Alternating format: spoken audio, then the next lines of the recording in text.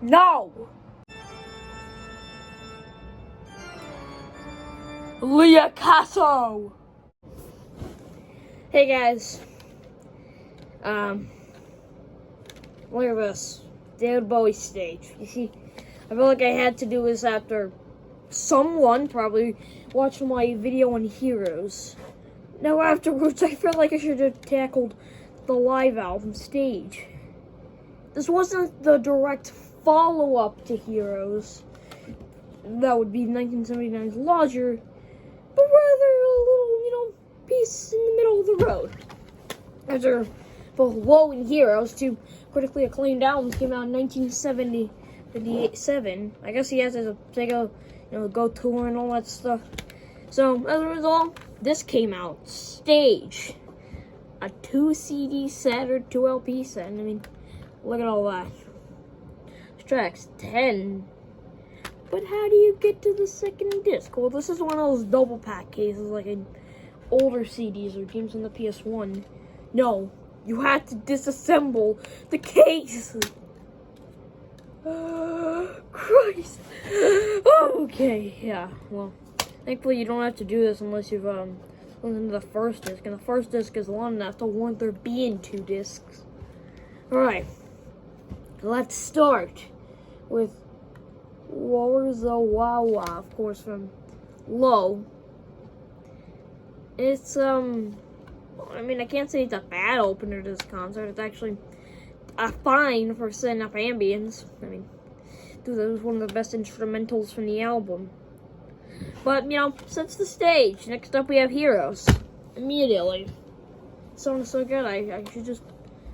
Well, I'm not going to play the original. We all know what happened then. One copyright strike later. I just kept doing my review.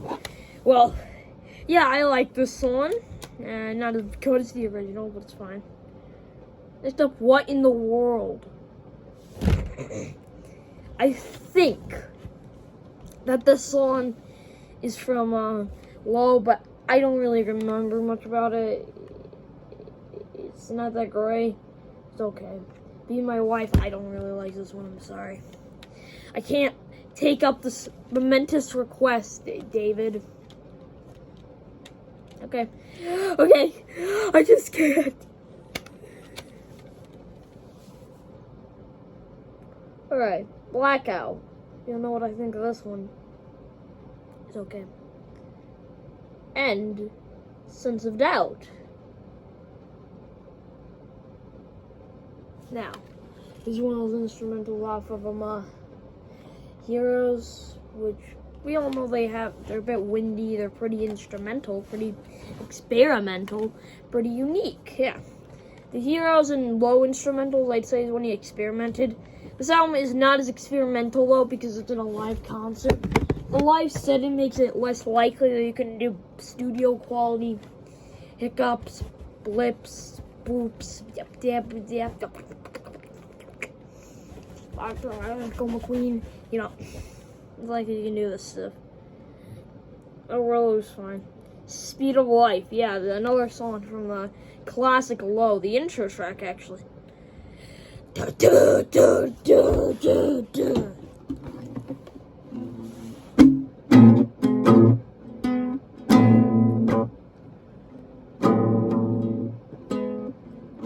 Maybe I'm getting this mixed up with like Hot Blooded by Foreigner or something.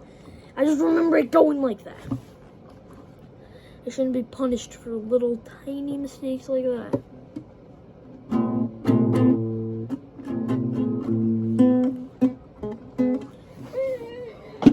It can get pretty insane. Not nearly as insane.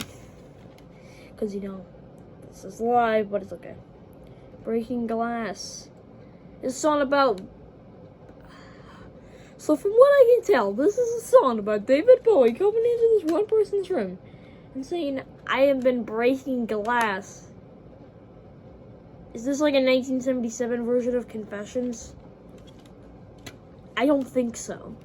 And if it is, I don't want to know what kind of power that was. What kind of metaphor is this? Is this a metaphor for some gross things?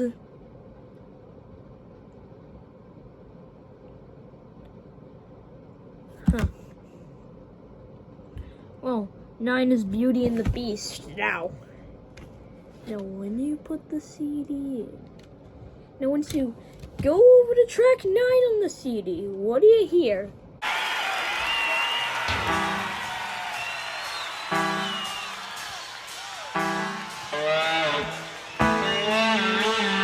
Well, that did not faze me. I was protected, okay?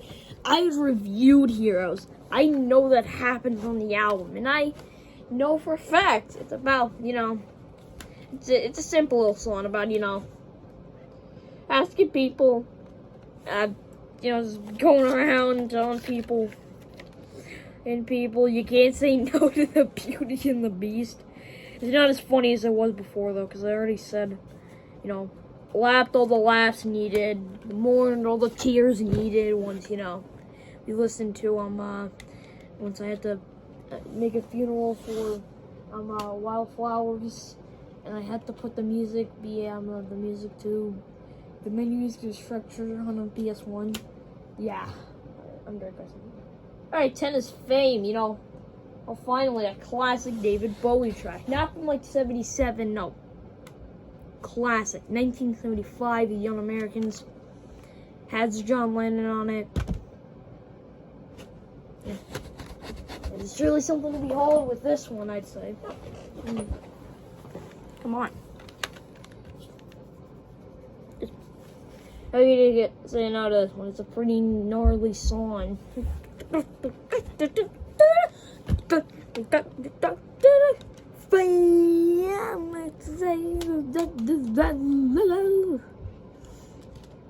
Now it's time to do CD abuse and check out disc 2. Yeah, let's check it out. Alright, next up is 5 Years now. If you know anything about this album, about Ziggy Stardust, you might know.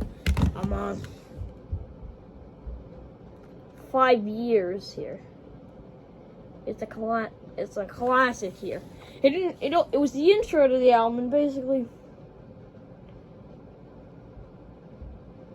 it's about like I don't really know. I never really understood a lot of Bowie's lyrics. They're always kind of confusing, a bit of a precursor to lyrics to more experimental alternative bands from the 90s, such as REM, for example. I used to never get a lot of his lyrics, and if I tried to, I got the definition. I think basically the metaphor is that the song was like if the world was going to end in 5 years, so he had to store all these things into his head or something. I don't know, it makes about as much sense as I'm describing. Makes more sense though the way he describes it. It makes it seem easy. Well, now we have Soul Love, a song that I never really cared about, to be honest. I don't know, I never did. As much as you said, I wish you... If you guys commented something in my video and wished I cared less about that song, well, here you go. It is true. Not even this manual, which, by the way, is great. It has like chronicle of all the things from his world tour from March 30th to December 12th, 1978. I still don't really like this one. I mean, Soul Love, more like...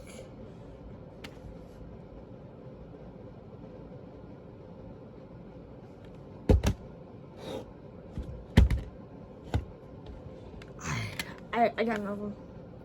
Alright, 3 is Star. Wait, isn't 3 in the Moon Age Daydream?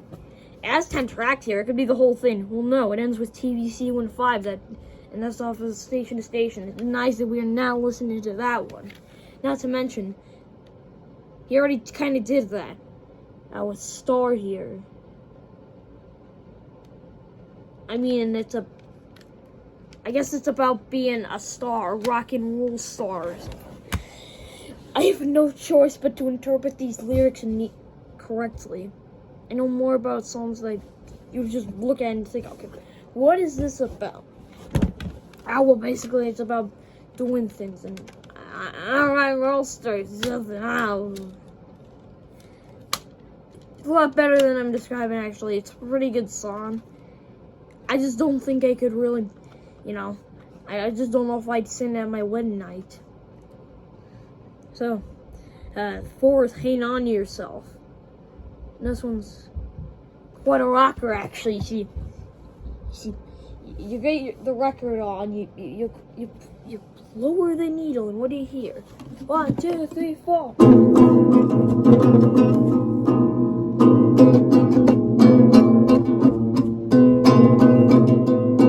There's a lot more on my fast pace than that. Don't you worry. Yeah, it's actually quite a rocker, I'd say. I like this one, just not my favorite.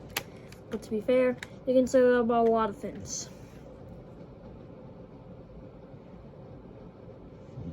You know, you can sometimes make them look like the next incarnation of Satan, but in reality, they're good. That's definitely a trait you can do sometimes while reviewing stuff. Alright. Now at number 5, Ziggy Stardust. Now, I like this song a bit, but not the most. I don't know what it's about. I refuse to know various things about it. I just like it. Just kind of like it. That's all I can say. Not really much else to say. I guess let's skip over to the 6th, where we go into much more interesting territory. That's for sure. So, number 6 in this album is Art Decade. Now, I believe this is off of Low or something, because this was mainly in the Berlin Trilogy, as it's commonly incorrectly referred to. Remember, we had like Heroes and Low before this, so of course he was going to do something like Art Decade somewhere in the set list. It's neat, actually. It's not that bad of a song. Now when we move over to one of his most obscure ones, you may not have even known about this one. It's called Alabama Song. Now, I believe it was released as a single around this time, 1977. I think it was actually around 79 when it came out as a single, but it was apparently played about as early as now. And it's not a very popular song. I don't really know much about it. I've heard it very rarely. From what I've heard, it's a decent enough song. I just don't really think it's my favorite, personally. Just mine, not your favorite. So, number 8 is Station to Station, the 10-minute extravagance title track to his album. Now, I wouldn't say this song is a masterpiece or anything, but it conveys various emotions. It conveys various thoughts, thinking pieces. It's thoughtful, deep. It's really good. It is way too long. I'll stay. I don't like this one that much.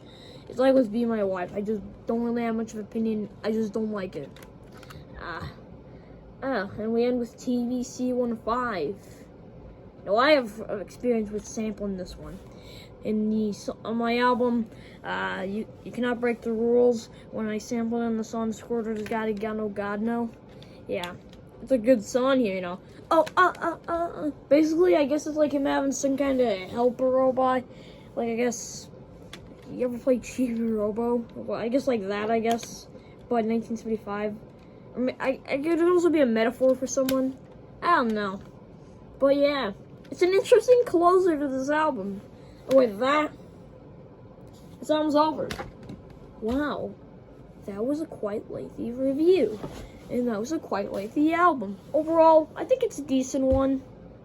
I just don't really like it that much. I feel like some of the songs could have been done at least a little bit better in the future. And, you know, I mean, this isn't Grammy worthy or anything, but I guess, you know, if you want to hear some, you know, if you're in the mood, probably check it out. So that's all I got to say for you today. Bye. So why don't you just hit that button so you can